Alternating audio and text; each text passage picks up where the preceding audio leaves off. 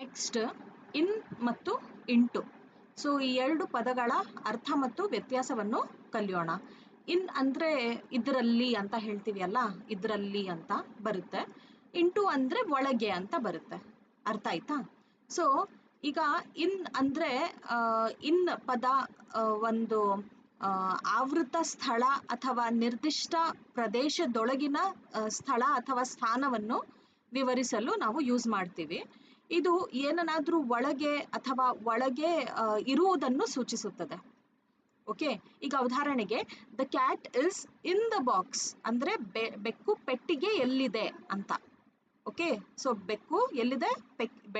ಬೆಕ್ಕು ಪೆಟ್ಟಿಗೆ ಎಲ್ಲಿದೆ. I live in a small town. ನಾನು ಒಂದು ಸಣ್ಣ ಪಟ್ಟಣದಲ್ಲಿ ವಾಸಿಸುತ್ತಿದ್ದೇನೆ.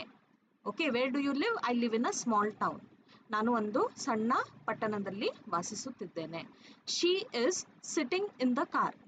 ಅವಳು ಕಾರಿನಲ್ಲಿ ಕುಳಿತಿದ್ದಾಳೆ.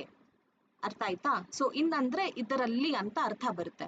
ಸೊ ಇದು ಒಂದು ಆವೃತ ಸ್ಥಳ ಅಥವಾ ನಿರ್ದಿಷ್ಟ ಪ್ರದೇಶದೊಳಗಿನ ಸ್ಥಳ ಅಥವಾ ಸ್ಥಾನವನ್ನು ವಿವರಿಸಲು ಬಳಸಲಾಗುತ್ತದೆ.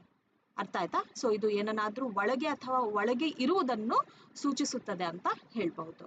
ಈಗ ನೆಕ್ಸ್ಟ್ ಇಂಟು. ಇಂಟು ಅಂದ್ರೆ ಒಳಗೆ ಅಂತ ಅರ್ಥ. ಓಕೆ, ಸೊ ಇಂಟು ಎಂಬ ಪದ ಒಳಗಿನ ಕಡೆಗೆ ಚಲನೆಯನ್ನು ಅಥವಾ ಯಾವುದನ್ನಾದ್ರೂ ಪ್ರವೇಶಿಸುವುದನ್ನು ಸೂಚಿಸುತ್ತದೆ. ಇದು ಹೊರಗಿನಿಂದ ಒಳಗಿಗೆ ಸ್ಥಾನದ ಬದಲಾವಣೆಯನ್ನು ಸೂಚಿಸುತ್ತದೆ ಅಂತ ಹೇಳ್ಬಹುದು. ಈಗ ಉದಾಹರಣೆಗೆ he jumped into the pool. ಅವನು ಕೊಳಕ್ಕೆ ಹಾರಿದನು. ಅರ್ಥ ಆಯ್ತಾ? ಸೊ ಎಲ್ಲಿ ಜಂಪ್ ಮಾಡ್ದ? ಅವನು ಪೂಲ್ ಒಳಗಡೆ ಜಂಪ್ ಮಾಡಿದ್ದಾನೆ.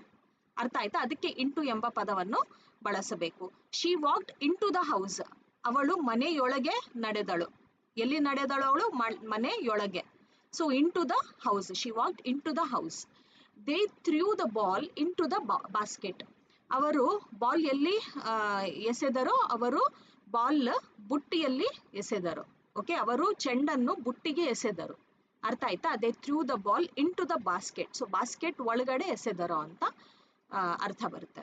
ಓಕೆ, ಸೊ ನಾವು ಇನ್ ಎಂಬುದು ಏನನ್ನಾದ್ರೂ ಒಳಗೆ ಇರುವುದನ್ನು ಸೂಚಿಸುತ್ತದೆ ಅಂತ ಹೇಳ್ಬಹುದು. ಆದ್ರೆ ಇಂಟು ಎಂಬ ಪದ ಯಾವುದೋ ಒಂದು ವಸ್ತುವಿನ ಒಳಗಿನ ಚಲನೆಯನ್ನು ಸೂಚಿಸುತ್ತದೆ ಅಂತ ಹೇಳ್ಬಹುದು. ಅರ್ಥ ಆಯ್ತಾ?